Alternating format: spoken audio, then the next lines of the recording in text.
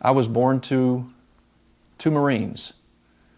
At the time that I was born, women were not allowed to stay in the Marine Corps, so my mother was discharged.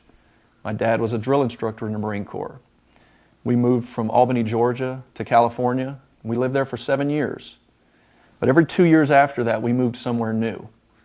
We ended up in North Carolina in the mid-1980s. My parents fell in love with North Carolina, so we decided to stay. My dad decided to retire from the Marine Corps in 1985 so that I could go all 4 years of high school in the same place. But it was probably the worst financial decision that he ever made. He ended up filing bankruptcy within a year. I graduated from Havelock High School in 1987.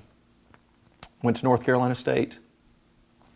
I stepped on campus, and I remember thinking that I could be anything I wanted to be. No one here knew me. I could be anything that I wanted to be. I became a cheerleader, got involved in a fraternity, got involved in a lot of extracurricular activities, but as a result, my education suffered. I remember receiving a letter from the university saying that I owed them X amount of dollars by a certain date, and I didn't have it. I went out the next day and I got 3 jobs, and I put myself through college.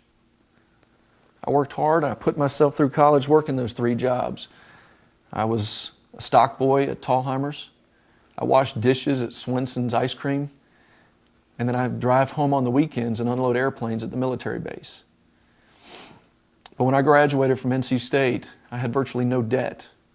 I met my wife at NC State. We now have 2 beautiful children.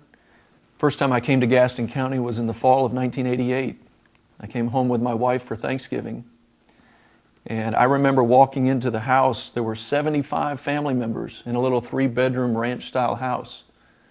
Growing up as the son of 2 Marines that moved every 2 years, I never experienced that.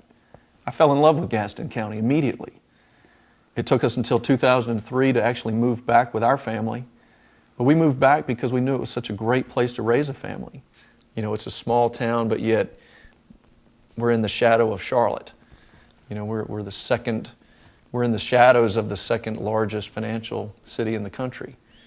But yet, at the same time, we maintain that hometown feel. We absolutely love living in Cherryville. We love living on the farm. We love having the knowledge that our kids, we know the people they're hanging out with. We love knowing their teachers personally.